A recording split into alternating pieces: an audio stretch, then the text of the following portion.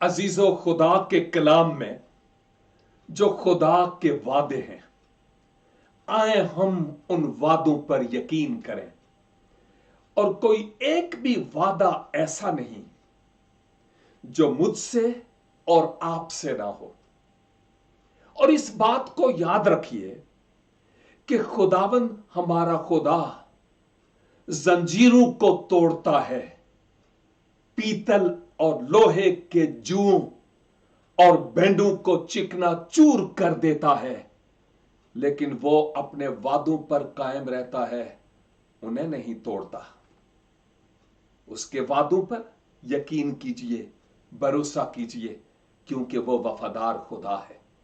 आजमा कर देखें कि खुदा कितना मेहरबान है। खुदावन इस ख्याल के वसीला से आपको भारी बरकत बख्शे। आमीन एंड गॉड ब्लेस यू।